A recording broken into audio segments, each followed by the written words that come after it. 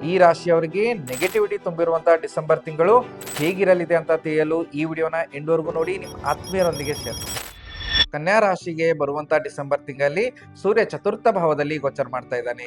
ಇದರಿಂದ ತಾಯಿಯ ಜೊತೆಗೆ ರಿಲೇಶನ್ಶಿಪ್ ಡಿಸ್ಟರ್ಬೆನ್ಸ್ ಆಗುವಂತ ಚಾನ್ಸಸ್ ಇರ್ತಾವೆ. ಸಾಧ್ಯವಾದಷ್ಟು ತಾಯಿಗೆ ರೆಸ್ಪೆಕ್ಟ್ ಕೊಟ್ಟು ಮುಂದುವರಿಯುವಂತ ಒಂದು ಪ್ರಯತ್ನವನ್ನ ಮಾಡ್ಕೋಬೇಕು. ವ್ಯಯಸ್ಥಾನದ ಅಧಿಪತಿ ಚತುರ್ಥ ಭಾವದಲ್ಲಿ ಗೋಚರ ಮಾಡ್ತಾ ಇರೋದ್ರಿಂದ ನೆಗೆಟಿವ್ ಥಾಟ್ಸ್ ಗಳು ಜಾಸ್ತಿ ಆಗ್ತಾವು. ಮಾಡುವಂತ ಇನ್ವೆಸ್ಟ್ಮೆಂಟ್ ಗಳಲ್ಲಿ ಲಾಸ್ ಆಗುವಂತ ಚಾನ್ಸಸ್ ಇರ್ತಾವೆ. ಇನ್ವೆಸ್ಟ್ಮೆಂಟ್ ಮಾಡುವಾಗ ಯಾರ್ದಾದ್ರೂ ಗೈಡೆನ್ಸ್ ಇಂದ ಮುಂದುವರಿಯುವಂತ ಪ್ರಯತ್ನವನ್ನ ಮಾಡ್ಕೋಬೇಕು. ಸಾಧ್ಯವಾದಷ್ಟು ಮೆಡಿಟೇಷನ್ ಅನ್ನ ಮಾಡ್ಕೊಂಡು ಇಮೋಷನ್ಸ್ ಮೇಲೆ ಕಂಟ್ರೋಲ್ ಇಟ್ಕೊಂಡು ಹೋಗುವಂತ ಒಂದು ಪ್ರಯತ್ನ ಮಾಡ್ಕೋಬೇಕು.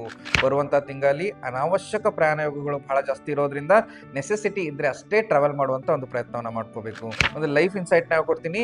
ಬರುವಂತ ತಿಂಗಳಲ್ಲಿ ಲೈಫ್ ನ ಬಹಳ ಬ್ಯಾಲೆನ್ಸ್ಡ್ ಆಗಿ ಇಟ್ಕೊಂಡು ಹೋಗುವಂತ ಒಂದು ಪ್ರಯತ್ನ ಮಾಡ್ಕೋಬೇಕು. ಇಲ್ಲಾಂದ್ರೆ ನೀವು ಮಾಡುವಂತ ಡಿಸಿಷನ್ಸ್ ಗಳೇ ನಿಮಗೆ ಡಿಸ್ಟರ್ಬೆನ್ಸ್ ಮಾಡುವಂತ ಚಾನ್ಸಸ್ ಬಹಳ ಜಾಸ್ತಿ ಅದಾವು. ಒಂದು ಹೆಲ್ತ್ ಟಿಪ್ ಅನ್ನ ಹೇಳ್ಕೊಡ್ತೀನಿ. ಬರುವಂತ ತಿಂಗಳಲ್ಲಿ ಕಾಲು, ತೊಡೆ ಮತ್ತು ಎದೆಯ ಆರೋಗ್ಯದ ಬಗ್ಗೆ ಕಾಳಜಿ ವಹಿಸ್ಕೊಂಡು ಹೋಗುವಂತ ಒಂದು ಪ್ರಯತ್ನ ಮಾಡ್ಕೋಬೇಕು. ಇದರ ಜೊತೆಗೆ ಒಂದು ಪವರ್ಫುಲ್ ರೆಮಿಡಿಯನ್ನ ಹೇಳ್ಕೊಡ್ತೀನಿ.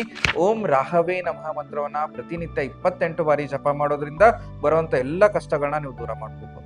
ನಿಮಗೇನಾದ್ರೂ ಡಿಸೆಂಬರ್ ತಿಂಗಳ ಡಿಟೇಲ್ ಪ್ರಿಡಿಕ್ಷನ್ಸ್ ಬೇಕಾಗಿದ್ದಲ್ಲಿ ಕಮೆಂಟ್ ಅಲ್ಲಿ 6 ಅಂತ ಟೈಪ್ ಮಾಡಿ ನಮ್ಮ ಪೇಜ್ ನ ಫಾಲೋ ಮಾಡಿ. ಈ ಪ್ರೊಸೆಸ್ ನ ಆಟೋಮೇಟ್ ಮಾಡಿದೀವಿ. ಫಾಲೋ ಮಾಡಿದ್ರೆ ಮಾತ್ರ ಕನ್ಯಾ ರಾಶಿಯ ಡಿಟೇಲ್ ಪ್ರಿಡಿಕ್ಷನ್ ನಿಮಗೆ ಡಿಎಂ ಆಗುತ್ತೆ.